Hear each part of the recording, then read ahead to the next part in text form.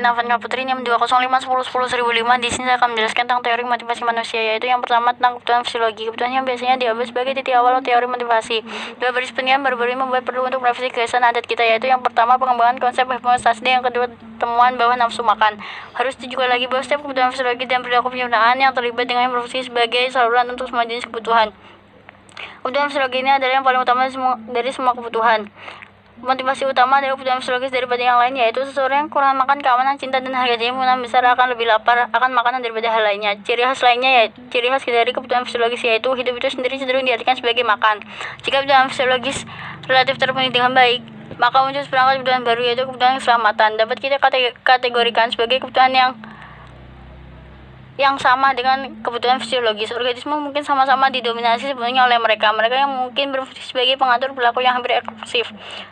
Tujuan yang mendominasi adalah penentu yang kuat tidak hanya dari pandangan dunia saat ini, tapi juga dari pandangan filosofi masa depan. Pemahaman tentang kebutuhan keselamatan mungkin lebih efisien dengan mengamati bayi dan anak-anak. Indikasi lain dari kebutuhan anak akan keamanan adalah kesukaannya pada beberapa jenis rutinitas atau ritme yang tidak terganggu. Ketidakadilan atau ketidakkonsistenan orang tua tampaknya membuat anak merasa cemas dan tidak aman. Kebutuhan akan keselamatan dipandang sebagai penggerak aktif dan dominan sumber daya organisme hanya dalam keadaan darurat seperti perang, penyakit, bencana alam, dan gelombang. Beberapa orang dewasa menaruh otak dalam masyarakat kita dalam banyak hal seperti yang tidak aman dalam masyarakat mereka akan keselamatan. Mereka sangat mirip dengan kasus cedera otak dijelaskan oleh Goldstein yang berhasil menjaga keseimbangan mereka dengan menghindari segala sesuatu yang aneh dan tidak biasa seperti rapi, disiplin, dan teratur sehingga segala sesuatu dunia dapat diandalkan. Jika kebutuhan fisiologis dan keselamatan terpenuhi dengan baik, maka sudah jelas akan terulang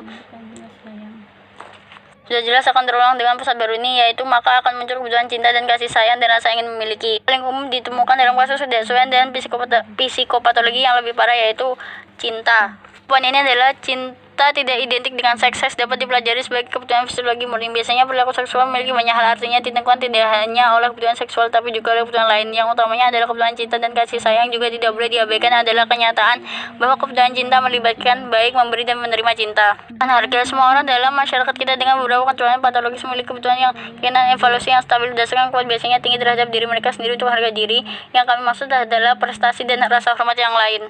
Kebutuhan ini dengan jelas bersandarkan pada pemenuhan kebutuhan fisiologis, yaitu keamanan, cinta, dan harga diri.